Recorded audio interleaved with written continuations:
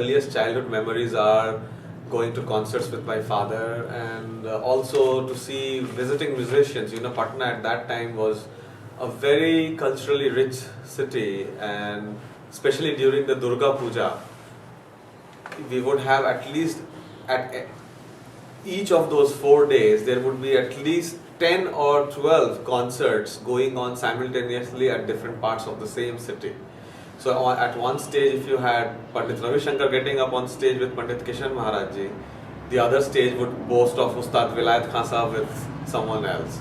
The third would boast of Nikhil Banerjee with someone else. The fourth would have Birju Maharaj ji getting up on stage. So you like some of the best musicians of this country would be there for those 4 days, and there used to be a kind of a competition that who boasts of the biggest stars in this year's Durga Puja festival. So my earliest memories are going to such concerts, and probably that somehow instilled in me a love of music. I still remember that I hadn't even started learning tabla, but I heard a duet of Swapan Chaudhary and Anindoda. I'm probably talking about 1979 or 1978, and I still remember that they were slim, and the cheeks were all I don't know what the expression is, but like really young lads. And I sat mesmerized as a 8, 9 year old kid, and I was like, wow, that's something great. So because of that tradition in my family also, they would come. So my father was in a good post, so the visiting artists would be invited home and they would spend time with us. There would also be baithaks at home. So in one such baithak, my uncle, means my father's elder brother, was also visiting, and he realized that whatever was going on, I was keeping beats properly on something that I had in my hand. So he instantly looked at me and he gave me, the bells जो हम लोग भजन वगैरह में बजाते हैं. He suddenly took that and put it in my hand and he said, okay, play with this music.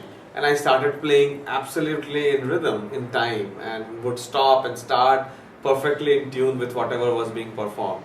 That's when he looked at my father and he said that you should take him to a tabla teacher, and he should learn. He has so much rhythm in him, he should learn tabla probably. So that's how it started, I would say, thanks to my uncle, that he talked to my father about that, and my father took it seriously too, since he loved music.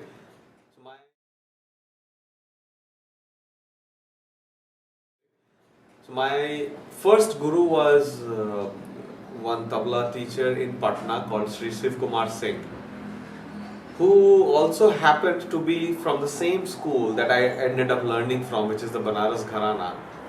So Shiv Kumar Singh ji was a disciple of my Guruji, Pandit Kishan Maharaj ji. So Pandit Kishan Maharaj ji's first disciple was Kapil Singh, Sri Kapil Singh. Shiv Kumar ji was a student of Kapil ji. So my father took me to him, and I started learning from Shiv Kumar ji when I was 8. I still remember the smell of the first pair of tabla that was brought home, and the sheer excitement that I remember for the next 10 or 15 days. I would just wait for my school to get over so that I could run back home and play on my new drums, and I still remember the smell of the new drum that I probably will never forget. So that's how it started. I learned for about a year and a half with him.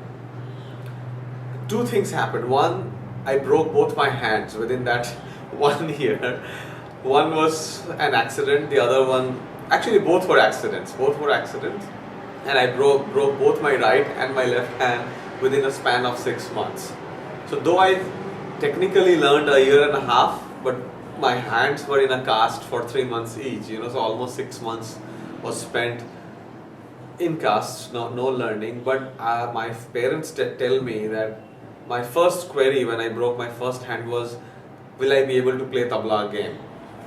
Thankfully, I was able to play tabla again, and my guru Shiv Kumar ji told my father one day that this boy has something more, and more than what I generally see in other kids, so I think you should take him to a better guru than me.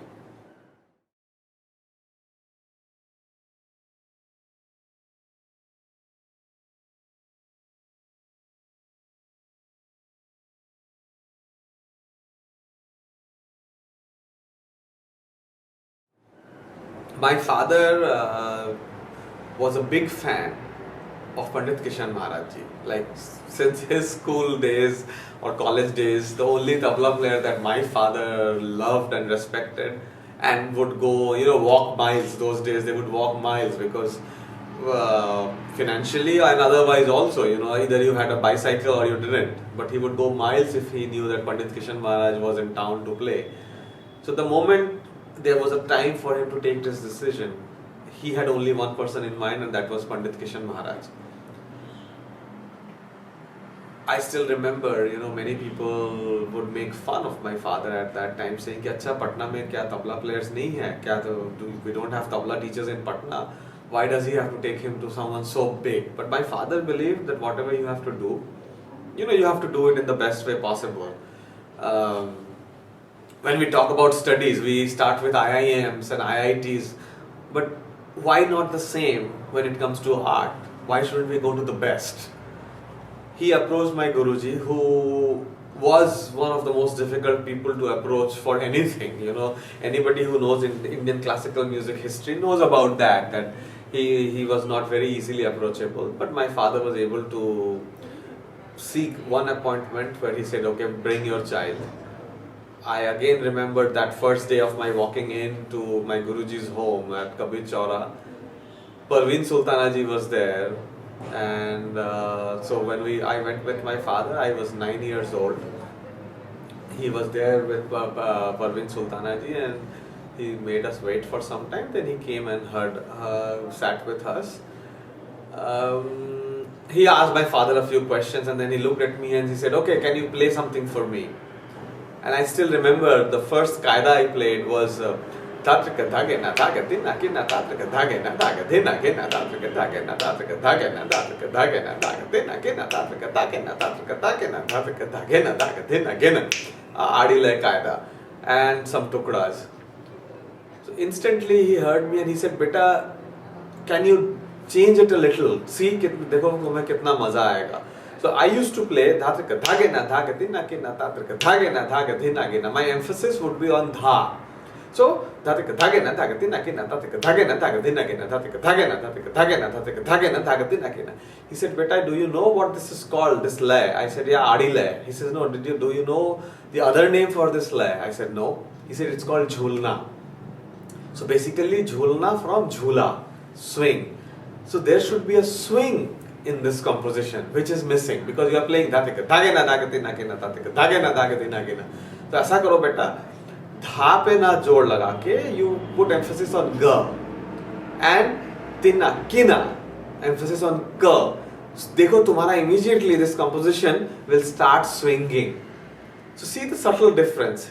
So from Dhatika Dhagena Dhagatina Kina Tatika Dhagena Dhagadina Kina, the composition became Dhatika Dhagena Dhagatina Kina Tatika Dhagena Dhagadina Kina Dhatika Dhagena Dhagatina Kina Tatika Dhagena Dhagadina Kina Tatika Dhagena Dhatika Dhagena Dhatika Dhagena Dhagatina Kina Dhagena Dhatika Dhagena Dhatika Dhagena Dhagadina Kina. So immediately, just that one subtle tip transformed the whole composition. Similarly, I played another qaida for him, which is very common. Every tabla player plays it.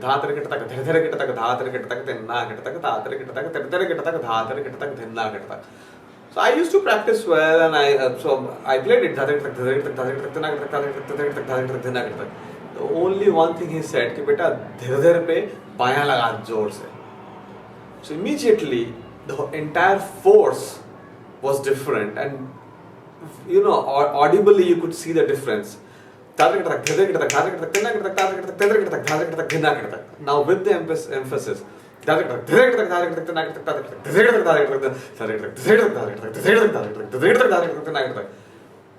So he made me do these two subtle changes, and then he started talking with my father again, and with Parveen ji and this and that for almost an hour, and I was sitting there, 9-year-old kid. Suddenly after an hour or so, he turned towards me and he said, can you play these two compositions again? I said, yes. So I started playing. I started playing it the way he had asked me to. He said, no, can you play it the way you used to play? And I couldn't. He said, but that's what I was checking, that is he still moldable? So actually I tried hard to remember, but I could not play at that time the way I was playing before my Guruji's tips. And Guruji was instantly very happy and looked at my father and he said, "This boy has tabla in his blood, leave him with me." That's how the journey began, and then I spent 11 years learning from him, going to Banaras.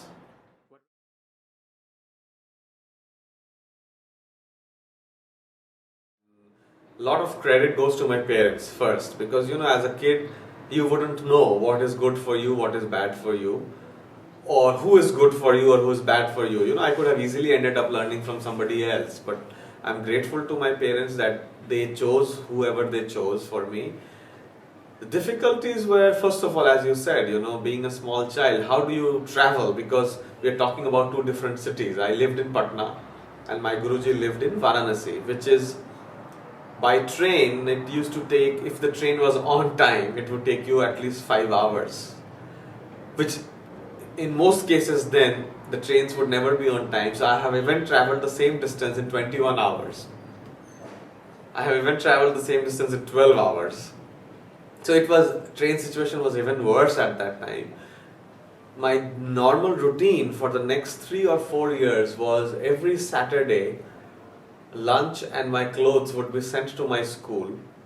I would be picked up from school, I would have lunch on the way to the railway station.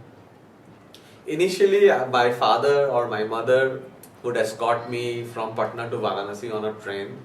We would go spend Saturday night and Sunday morning learning from him. Sunday evenings, I would take another train, come back to Patna midnight, post midnight, Monday off to school. So my parents were even strict about education. It wasn't that, okay, since he went to learn tabla, no school on Monday. No, off to school on Monday. Then when I was when I grew up a little, I started traveling alone. Slowly, all my holidays, Christmas or Diwali or Holi, when everybody else would be having fun or going to Shimla or Nainital, for me it was always going to my Guruji's home. But when I look back at, I'm grateful that now when people have to go to work, I can go to Shimla and Nainital and enjoy my life. So thanks to the vision of my parents and thanks to the guidance of my Guruji. So that's how it started. As a child, winter, cold, you had to get up in early mornings to catch a train, and there was that distance you could not reserve a seat. So you always literally had to depend on being able to sit somewhere. So the most uncomfortable of ways to travel, I have traveled all those 6-7 hours on the upper berth of a three-tier compartment, completely jammed in with my tabla, not even space for me to go and use the restroom.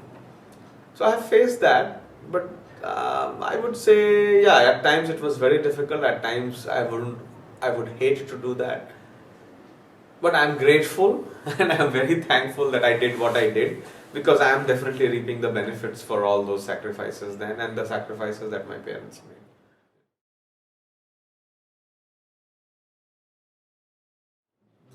Let me start with the nicer aspects. The first thing was his way of teaching, I would say, was very, I don't know if this is the right word or not, very scientific approach, very logical approach. He had a reason why na should be played only from a certain spot, why tete has to come from a very specific spot. So he was very specific about each and every sound of a particular composition. ऐसा नहीं था कि he would teach us something and you could play it the way you want. He was very specific and he would explain. It was never such that अच्छा मैंने बोल दिया, I have told you and so this is it. He would always also explain कि why this spot or why this way of playing, why not the other way. And immediately, even probably maybe not right away because we were too young, I would say sometimes immediately, sometimes it would take us some time, like 6 months, 6 years, and suddenly we would realize that yes, I see what Guruji meant by asking us to play this composition in a certain way. His the atmosphere at his house was almost like a Shaolin temple. He was a strict disciplinarian. But the beauty of it all was that it was not only discipline for the students. The same rules applied to the family, the same rules applied to everyone. So there was no distinction. Ketchum, if it's my son, he can get away with this, but you are a student, you have to do this. It's my daughter, she can get away with this, but no. So the strict rules, strict discipline, which everybody had to adhere to. Long hours of practice at his home. Thanks to being there, I would say it's that practice which is even sustaining me today. That even if I warm up for 5 minutes, even if I haven't touched my tabla for 10 days or 15 days in a row, if I play for 5 minutes, more or less I am back to my optimum level, because I have really worked hard then, almost 10 to 11 hours of practicing every day. But the hours were very, very irregular. People who haven't seen that world, they might even call it abnormal. Our evening riyaz would start at 8 p.m. So 8 p.m. was like early afternoon, late afternoon. So 8 p.m. we would have tea and stuff, and our practice would start, and our practice would go on till probably 2 in the morning or 3 in the morning. And some of our best lessons with Guruji have been at 3 or 4 a.m. because that's when he would come and teach us, and daytime would start with the practice part would start around 11:30, and again, depending on a certain day, go on till 3 in the afternoon or 4 in the afternoon before we would have lunch. So yeah, a typical routine would be getting up at 9 a.m., 9:30, having breakfast, shower, and doing chores. My Guruji never took any money from us. When my father asked him, how much do we need to pay you? He said, my payment will be when he becomes a good tabla player. That will be my payment. I don't take money, but yeah, he has to live here as like a Guru Sishya Parampara disciple in an ashram. So he has to do and work and behave as if he's contributing to the family. So we would do different chores, like he was very fond of dogs. So taking the dogs out, by going to buy vegetables, or working in the garden, or cleaning his car was part of our responsibilities. But again, I must add that it's not that only we did it. Even his daughters were asked to do the same thing. So there was no distinction that if Sandeep is expected to go do something, his daughter would also be expected to do the same thing. So we never felt any discrimination towards us. That okay, just because I'm a student, I'm being asked to do this. No, he would ask even his son or his daughters to do the same thing for us. So getting up at around 9, doing various chores and shower, breakfast. By 11:30, he would expect us to sit down for practice. Lessons were never every day. It would depend a lot on his mood. I have even had 12 Punjabi Ghats taught to me in 1 hour, and I have even had 12 months with only one tukda being taught to me. So it was a lot dependent on his mood, also a lot on how much you have worked on what he has taught you. Again, something that I would love to emphasize, that not every teacher does this, but I strongly believe that that's the way of teaching, that's the way it should be. Because now I get students, I have many students who have come to me who have learned tabla for 10 years. I have a student who has learned tabla for 15 years before coming to me, and the moment I hear him, the only thing I have to tell them is, nothing that you have learned is wrong, but you haven't learned how to play it. So what's the point? I can fill your diary in 2 days with 20 years of learning, but if I am not teaching you how to sing that or how to play that, it's all useless, So I strongly believe that my Guruji's way is the right way to teach, that he would never move ahead to the next thing unless he was satisfied with what he had taught you. So it's very difficult as a student.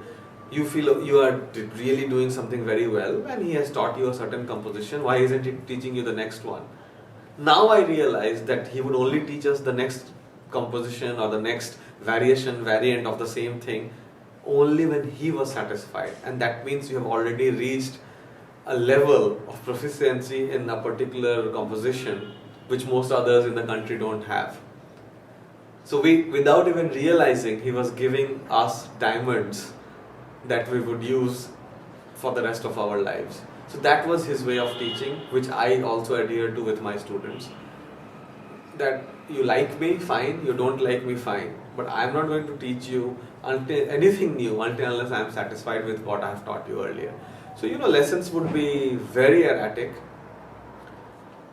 As I said, 12 Punjabi cuts in 1 hour. Some such special compositions that many people don't even know in this country. At the same time, one tukda or just one tihai for next 12 months because okay, you haven't done your homework, so that's it. Another part of the process of teaching, which now I realize, I'm telling you Sudev, it's only about a year back I realized that without us knowing, he was also making us composers.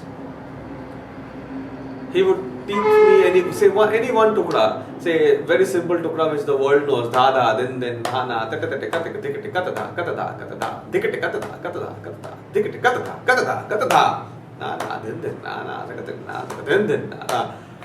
He would teach you this tukda. He wouldn't even ask you to play it for him for 6 months. You're off to a party with him and you're enjoying the dance there. He would suddenly look at you and he says, अच्छा लग रहा है dance? जी गुरुजी. वो टुकड़ा कौन सा सिखाया था? जरा सुना तो. So at the least expected of hours, at the least expected of place, he would suddenly ask you for a particular composition or piece or any lesson that he has taught you. So anyway, so if you are smart enough, you say Ji Guruji, and you would say dha dha, then na na, and you will narrate it to him, and he would be shabash. Dusra, and you would be blank, it's like dusra. But Guruji, you only taught me one. She said, shabash beta. So I taught you one, and you are sitting with that for, when did I teach you this? So say 3 weeks back or 3 months back. Oh, so for the last 3 months, you are just sitting with this one tukda, you didn't do anything with it. So again you are like blank, it's like, you didn't do anything? By now, you should have created 30 more tukdas out of this. Tomorrow, 10 a.m. and it's already probably midnight. Tomorrow, 10 a.m. if you don't play or vocalize 10 more variants of this, I'll kick you out of my house. There goes your party. There goes that beautiful lady dancing in front of you. You are really scared and you are starting to work. No sleep that night. Okay, you don't end up with 10 compositions. You somehow manage to make 3. Next morning you are all ready to die, commit suicide, run away from his home. He calls you and says, "Ha, kya hua? Have you done anything, Ji Guruji? Kitne bane?" 3. So now, so you say dha dha, then na na. That was the original composition. Dha dha, then na na, ta ta ta ta ta. This is one new. Dha dha, then na na, ta ta ta ta. New. Dha dha, then na na. Third composition. Dha dha, then na na, ta ta ta. Fourth composition. So then when you would say 2 or 3 months, he would be happy and they say, "Dekh beta, that one was mine. Now when you play, you can say कि वो तो गुरुजी ने सिखाया था. These are my compositions. So ये तेरा हो गया for the rest of your life." So in a way, he was instilling the composer in us also. And because of that, I still proudly say, though it's 2 or 3 years now that my Guruji has passed away, I proudly tell people that my learning from him hasn't stopped. Because I'm still composing from what I have learned from him. He never spoon-fed us. Never. He would just teach us something. And one day I remember I had to play a tabla solo somewhere and I didn't want to play Tinta. So I went to him and I said, "Guruji, I have a concert coming up, but I don't want to play Tinta." "Very good. What do you want to play?" So Guruji, I wanted to play Ala Char Tal or whatever, whichever Tal. "To bajao." So then I look at him and I'm like, "But I don't know anything in Ala Char Tal." "Acha? You don't know anything in Ala Char Tal?" nahi Guruji. Why you don't know anything in Ala Chartal? So then very, like with lot of courage, because you feel he'll chop off your head. Lot of courage, you say, but Guruji, you haven't taught me anything in Ala Chartal. That's when literally the beating would come. He would say, shame on you. I have taught you this, I have taught you that. I said, hey Guruji, but not in Ala Chartal, that's in Teen Tal. He said, oh, so you're sitting for me to teach you tukras in Ala Chartal. Why? This tukra, dha dha, din, na na, tate tate. It can also be played in Ala Chartal only if you apply your brain. So then we were like, huh? Then we would go back to our room and think, yeah, actually, yes. Every composition that you have learned in any tal can be played in any other tal with a little bit of application. So again, no spoon feeding. So thanks to that, in the real practical life, when you come up across challenges, you don't have to necessarily run back to your guru or make him a emergency SOS call and say, oh Guruji, I have to play 9:30 matra tomorrow, but you haven't taught me anything. Hi, what will I do?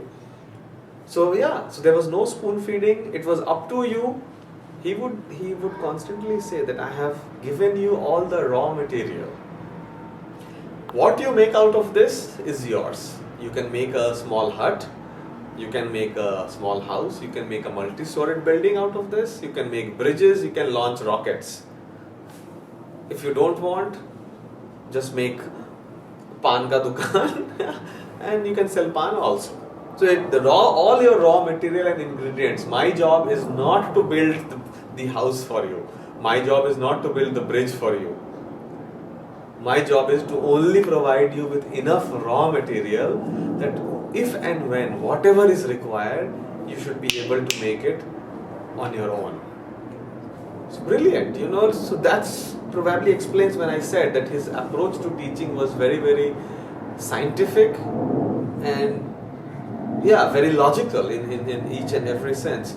So thanks to that, probably that has helped me now even when I'm collaborating with Western musicians. I don't have to run back to Guruji and say, oh Guruji, what do I do? What do I do? They don't stick to one particular tal pattern in one composition. In Indian compositions, if you start with Jhap-tal, you end that composition in Jhap-tal before you begin Rupak or before you sing in Teen-tal. Whereas in Western compositions, a single composition could have a Jhap-tal pattern, a Rupak pattern, or a 7/2 pattern also. So, these challenges and many other challenges, thankfully, I would give credit to all his teaching that I never had to run back to him or make an emergency call to him and say, okay, how am I supposed to play that? So, atmosphere-wise, I think I was at his house. I would call it the golden period of his teaching part of his life, because I would proudly claim that I'm one of the two of his favorite disciples. One was Sukhvinder Singh Namdhari, who is in UK now. Fondly, people know him by Pinky. And me, he would proudly and very fondly tell people, these are my right and left hands. So Pinky Bhaiya would be his right hand, I would be his left hand. Pinky Bhaiya, Sukhvinder Singh was elder to me, he's much elder to me in age, but also musically he was already there for 6 years before I joined. So musically too, as with age, I think he's about 6-7 years senior to me.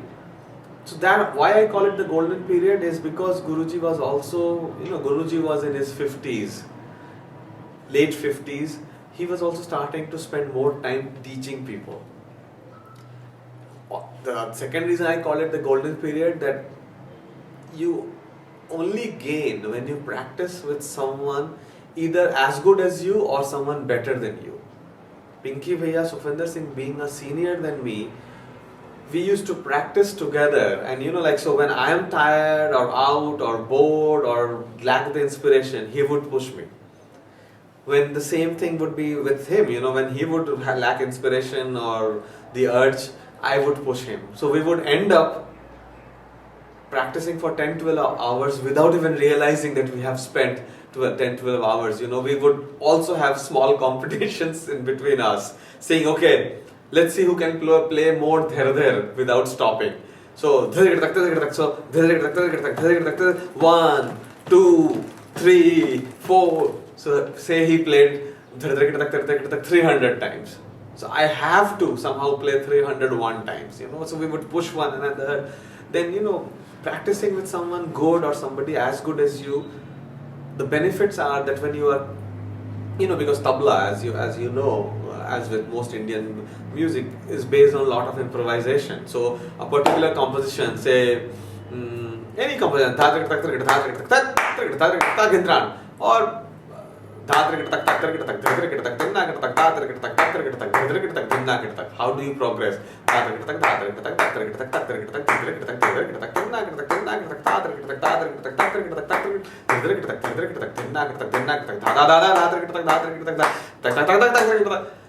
So, I would make one variation, he would make another. So we had more material because we were inspiring one another to create. So that one composition we could play for 2 hours, 3 hours. So we both benefited. We both benefited hugely from learning from Guruji at the same period. And since Guruji also loved our, ability to practice and understand his way of teaching, he would come also more often to teach us. Whereas with other students, since they wouldn't be able to inspire him to teach more, he wouldn't. And he also had a very simple saying. He said, Supatra and Kupatra. He would always say ki, if you give more stuff to a kupatra, it's only going to spill over. So, if you keep pouring water into a glass, it can only contain as much water as that the glass has capacity for. Whereas if the utensil is such that you keep on pouring and it keeps on expanding, then it's fun. So he loved, Guruji also enjoyed teaching me and Sukhvinder Bhaiya. So we benefited immensely from being there, and at that time, the influx of students was always there, but because of a strict ways of teaching, we would have 5 new students almost every month, out of which 4 would disappear within that month and never to come back. The other one would probably stick around for another month and a half before quitting. But being there with Pinky Bhaiya, with Sukhvinder Bhaiya and a few other, there was a senior disciple of Guruji who was no more. Very, very nice man called Narayan Bhaiya. And then another student of Guruji's who's playing well now, Vineet Vyas, he joined us. So after me, the only student who joined and stuck is Vineet. And also, he comes from a very good family and is a very nice guy. So I would say we bonded with him also very well. And we still have a very good relation. So I would say that was the golden period of being in Banaras. So anytime you walked into his house, you would have 4 or 5 students practicing. The sound of tabla, emanating from that house and literally spreading all around that small colony, Piplani, Katra, Kabir Chaura. And you had homes of Rajan Sajan Mishra nearby, Sitara Devi ji on one side, Birju Maharaj ji on the other. So from every house, if you walked into that colony, there would be some form of music coming out. So amazing. I'm telling you, you walk in, somebody's practicing tabla, somebody's practicing pakhavat, sarangi, singing, dance, music. Throughout the day, it would stop in the afternoon because everybody would sleep. Again, evening onwards till midnight, past midnight, you walk around and you would hear different kinds of music from each and every house. Amazing, which unfortunately is no longer the case.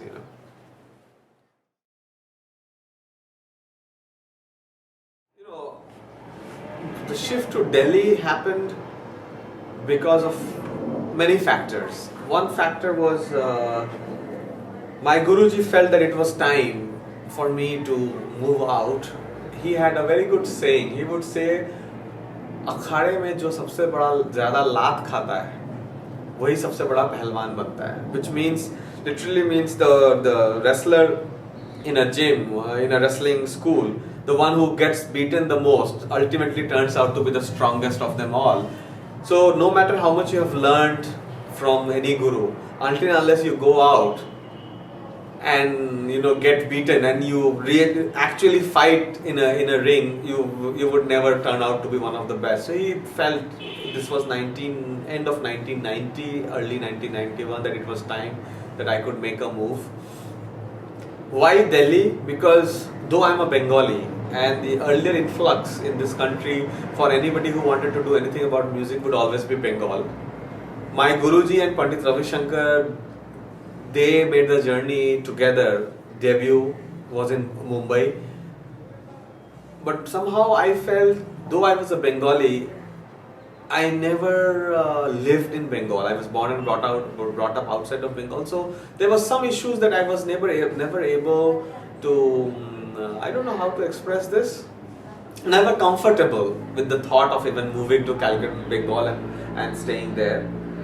Bombay was something like a very distant and foreign country to me because I had hardly been there. Delhi, because my eldest brother lived here, and somehow I liked the wider streets and yeah, be closer to Banaras. I had been to Delhi much more often than going to Bombay or Calcutta. I think there was no very direct reason, but yeah, Calcutta I didn't want to. Bombay I felt I was a little not sure about. Delhi I felt, being the capital of the country at that time, had the most and probably sometimes the only flights out of this country. You had Doordarshan at that time. One even small concert covered by Doordarshan was seen by everybody in the country. So all those advantages, and my eldest brother living here made me choose Delhi. My debut concert was with Pandit Ravi Shankar when I was 16 years old. He also lived in Delhi at that time. And I had started playing with Vishwa Mohan Bhattji when I was again 15, 16, something like that. So he lived in Jaipur. So Rajan Sajan Bhaiya, the famous singers, Pandit Rajan Sajan Mishra ji, I have seen them since I was a small kid in Banaras. They lived in Delhi. So I felt that I know more people, musicians that I can interact with in Delhi than going anywhere else. So I moved to Delhi in the end of 1990. One of my first tours immediately after meeting was for the Sangeet Research Academy, ITC.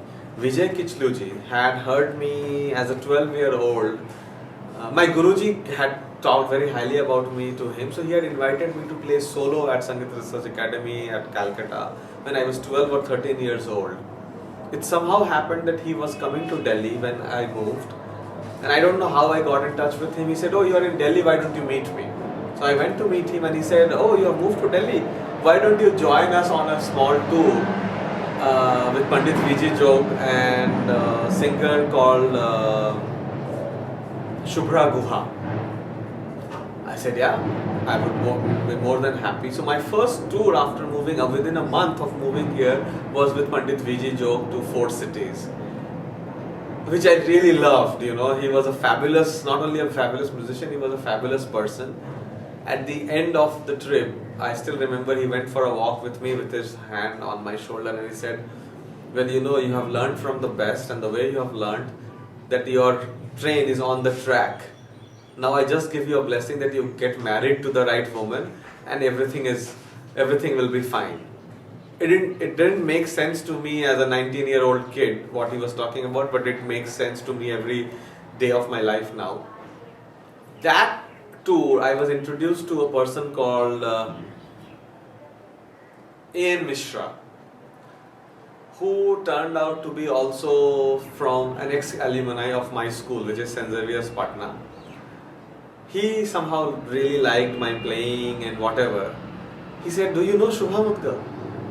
At that time, Shubha Didi was not who she is today, so and coming from a smaller city, I said, "Oh, this is a young, upcoming singer, lovely woman. You should meet her. I'm sure the both of you will gel very well together. Okay, let's go back to Delhi. See me in Delhi, and I'll introduce you to her. Oh, she'll love meeting you. She's always, looking out for a good tabla player. She's always very fed up with, not getting good tabla players. The two of you should definitely meet." So I would say that was a very important event in my life, that Mr. A.N. Mishra invited Shubha Didi to sing and invited me to play with her. So we just talked on the phone, and Shubha Didi said, "Well, I have never heard you, so can we meet?" So I went to her residence at Paharganj for the first time. I think early 91.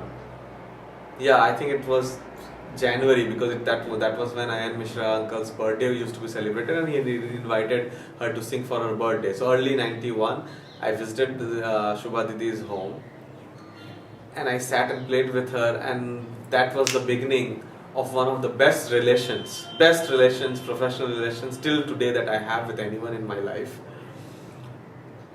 We just gelled musically and otherwise, and I think my initial years was playing with her. So we started playing every concert that Shubha Didi had. Tabla player was Sandeep Das, and we sang and traveled together on trains and car. She had a Maruti 800 car, and we would drive from Delhi to Jaipur in a Maruti 800 car, which we cannot think of now. And even the roads, it used to take 8 hours to reach Jaipur. But she is a wonderful person. We had a great musical and personal relation. So my career initially, after shifting to Delhi, was with her, for which I am still very grateful, and with Vishwa Mohan Bhatt, because I had played 1 or 2 concerts, as you know, with him before even moving here. Proximity to him and probably his style of playing and my style. So I would say the first 10 years of my life, initial players were Shubha Muddgal, Vishwa Mohan Bhatt. Then I tried meeting Shujat Bhai a lot, and for the first 6 months, his wife even told me that I think your stars don't match, because somehow when he would be in town, I wouldn't be here. When I would be in town, he wouldn't be here. But finally when we met, again it was literally like love at first sight. I played with Shujat Bhai, and he said, "Abey itne saal kahan tha?" In his very style, he's in his very unique style. He's always like that. So Shujat Bhai, this first said, "Abey itne saal tha kahan yaar? Haan, Banaras mein kar kya raha tha? Do you have a passport?" So I said, "Yeah." So let's go. Let's go for a tour. So my first international tour was with him in 1991 to West Indies. And that was my first flight ever also. I had never boarded a flight within this country in my life. So my first trip on a flight was with Shujat Bhai. So I would say these 3 artists, Vishwa Mohan Bhatt, Shubha Didi and Shujat Bhai, were the first 3 artists that I began my career with. And these are the people that I have my most recordings with. And the most number of recordings, I would say 10 or 8 is with Vishu Bhai. At least 4 or 5 with Shujat Bhai. I have 3-4 recordings with Shubha Didi. First 10 to 15 years have been with them. And that's how, and in between I would play with others too, but these are the 3 main artists that I played constantly with, like literally all their concerts. Then one thing leads to the other, and Hari Prasad Chaurasia ji heard me playing with Shujat Bhai for the first time in Amsterdam. Then I heard from other artists that when he met them, he spoke very highly about me. Then he heard me again with Vishwa Mohan Bhatt ji for a concert that I was playing in his honor. Music Today was releasing a series of CDs in his honor, and Vishwa Mohan Bhatt ji was invited to play, and he heard me again. Immediately after that, I got concerts with him. That is the program where Amjad Ali Khan Saab's wife, Srimati Shubhalakshmi Khan, also heard me for the first time with, I think, Ayan Bhai. They went back and talked to Amjad Ali Khan Saab, and I got a call from his house saying, "Why don't you play with me?" So then I started playing with him. I met Pandit Debu Chaudhary ji at Saptak Festival. I played 1 concert with him, and he said, "Arey, you live in Delhi and you have never met me." So I'm not very aggressive in selling myself. So I said, "No, I always feel embarrassed in going and bothering people. But if you call me, I'll definitely come." Same thing, Ustad Amjad Ali Khan Sahab, whenever I would meet him, he would say, "Arey, आप कभी आते नहीं है मिलने." And I still remember he was playing a concert at City Fort when I met him. He said, "आप कभी मिलने नहीं आते हैं." मैंने कहा, "उस्ताद जी, I feel very ashamed in going and bothering you, because I know 20 other tabla players are doing that. But whenever you call me, I will be there." So that call came, and I've been playing with them now for last almost, I think, 6-7 years now. Then Anushka heard me again with Shujat Bhai at Kamani, and she sent me a note through Guru Bhai of hers, Aditya, who's from Canada. He came and gave me this note, and he said Anushka has gone back absolutely mesmerized with your playing. And the note said, "You are the most aesthetic tabla player that I've heard in my life. Congratulations." Within 2 days, I got a call from his house again.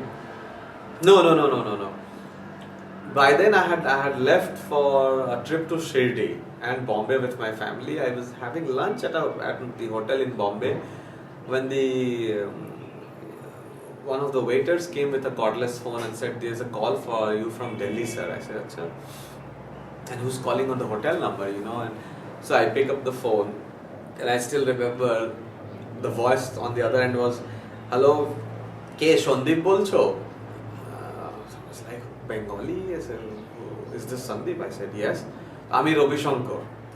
So for a few seconds, my first reaction was somebody must be, just pranking. Yeah, it must be a prank call. I said, "Oh, really?" So it might have been Shubhaji because she did all that. No, she has done that a lot.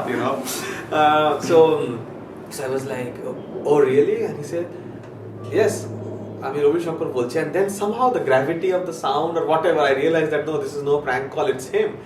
And so I said, "How did you get this number?" So he said, "I called your home and I found out that this is the hotel you're staying at."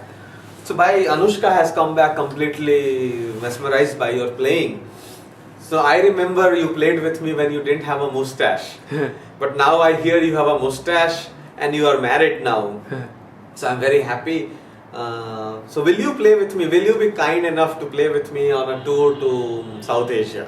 So I said, "Please don't use these words. It will be an honor for me to play." So no, we haven't played for a long time. And now you have grown up and I hear you are playing with everybody. So why don't you play with me?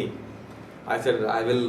Definitely, it will be an honor for me." So that again, I got in touch with Panditji, played a few concerts with him.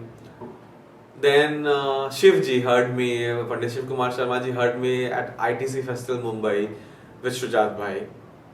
And immediately I knew, the way he came and met me, I immediately knew that now I will get phone calls from him to play with me. Same thing happened. He heard me there. Within a week, I got the first phone call to play with him at Jammu. So I started playing with him. So yeah, I would say within these 20-21 years, I have played with every great musician that this country has produced. I've had fabulous concerts with them. And then yeah, Dr. L. Subramaniam, I did a tour with Vishwa Mohan Bhattji when he was playing duet with Dr. L. Subramaniam. We played these 10-12 concerts in the US. This is prior to email and cell phone days. Then there was no contact. Somehow he never forgot me. Kavita Krishnamurti ji somehow tracked me again through Shubha Didi. I think she got my number through her. Called me again that ever since I have got married to him, he has been asking me to find this one tabla player that he has never forgotten, and he loves the sweetness of your playing, and he wants you to play with him. So again, I got reconnected to him. I play a lot, many concerts with him all over Europe and America and in India. So yeah, I would very proudly say that though I come from a non-musical background, there is no godfather. I came and lived in a small place like Mahavir Enclave. Now I live in Dwarka.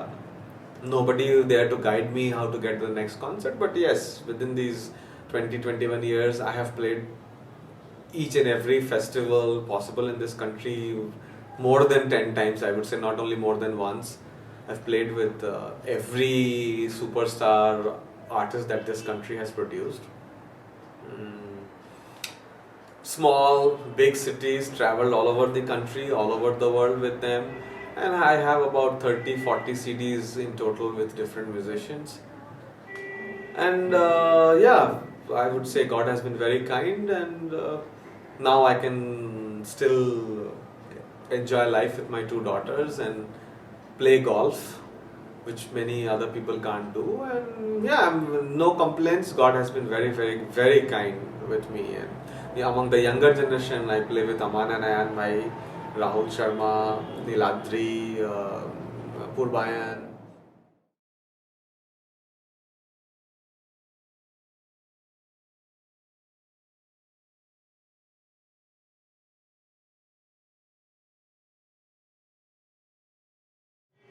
after my Guruji, I would say that, whatever I learned from him and used to build a career, I would say joining the Silk Road Ensemble and getting to know Yo-Yo Ma, who the world will know is the #1 cello player in the world with 17 or 18 odd Grammys. I would call this as probably one of the most life-changing incidents, events or phase of my life. It was, I have to rewind a little, in my phase of playing with Indian musicians, I also collaborated with others. One group that we built was a group called Ghazal, with Shujat Bhai, me and an Iranian Kamanche player called Kehan Kalhor. This group was very successful, and that's the one that got me my first Grammy nomination. Our album The Rain was nominated in the Best World Music category. Shujat Bhai, me and Kehan, we got nominated. That was our first Grammy nomination. It is Kehan who got the first call from the Silk Road Ensemble of Yo-Yo Ma. Let me talk a little about the ensemble and the concept. Yo-Yo is not only a great musician, which there are many. He's a great human being and a great thinker, and knowledge is literally, I would say, is overflowing out of him. He's like a very small cup with so much information that it's literally overflowing. It's up to you to grab and get whatever you can out of that. So one of his thoughts was that whenever we talk about Silk Road, we talk about the silk and spice. What about the musical aspect? Probably one of the biggest influencing factors in the cultural lives of the world was the Silk Road. But there is hardly any talk about that. It's like, okay, what would these merchants do? Probably a Persian merchant traveling from Iran to China would have nothing in common. Language, religion, food. Probably the only way of interaction post selling whatever merchandise they had would have been music. So this is like a treasure trove of unbelievable wealth lying to be explored. Number one. Number two, I feel, I don't know, I shouldn't be talking for him. I think he's a big humanitarian who is really concerned about the social health of this world or the cultural health of this world. I think he's constantly endeavoring to enrich the lives of other people by getting to know one another and also enriching himself. So he shared this idea with some of the top brains, those who are his friends, saying, okay, I want to do something, bring musicians from these countries together and let's see where we reach. It could be a 1-year thing, it could be a 1-month thing, who knows. So he shared this idea where his friends, some who were like specialists in the field of history, some specialists in the field of music from Central Asia, some just specialists in physics. Like there's one gentleman who's the oldest teaching professor at MIT MIT in Boston, who has probably 20 patents to his name, who's also a member of the board, and his wife, who's a specialist in world history, subjects. So he shared this thing with friends. They formed a group and went out looking for musicians, where one of the musicians they found was Kehan. And one of the artists that they commissioned to write some new pieces with this suddenly new combination of group of people was Kehan. Kehan wrote a piece called Nights in the sorry, I forgot the name of that piece completely, which needed a tabla player. When they couldn't find a tabla player that would suit or match their quality, in the meantime, some of them also heard me playing with Shujat Bhai in New York. So partly that and partly Kehan, who had heard me, Kehan recommended my name to the Silk Road Ensemble and said, there is this tabla player who I have been playing with, why don't we invite him? So that's how I got a call from the office saying, would you care to join with the project with someone called Yo-Yo Ma. Till then, I didn't know who Yo-Yo Ma was. And the world premiere will be with the Silk Road and with the New York Philharmonic. I think that's one of the most popular and some philharmonics in India, especially because of Zubin Mehta. Every Indian feels that they have a stake in it, thanks to Zubin Mehta. So I also knew about New York Philharmonic because I had already played at Lincoln Center with Dr. L. Subramaniam before that. So I knew how huge that was. And honestly speaking, even the money was much more than what I was making then.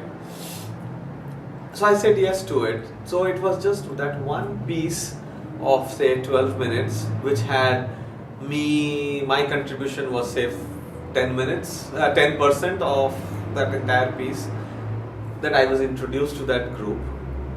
But whatever little I did, I don't know whatever little I did had a very positive impact on Yo-Yo and other musicians and composers.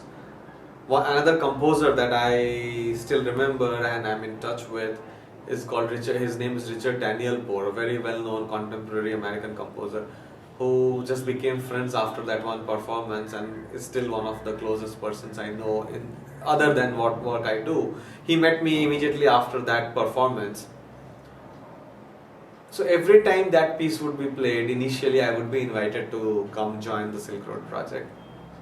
Till year 2002, when I suddenly got a call. I was in Malaysia. Actually, I was on tour with Pandit Ravi Shankar when I got the call from Yo-Yo saying, why don't you write something for us? And I was like, okay, I can, but I can't write Western notations. So Yo-Yo said, how would you write in your tradition? I said, mostly it's thoughts that we share with one another. So he said, why don't you bring your thought?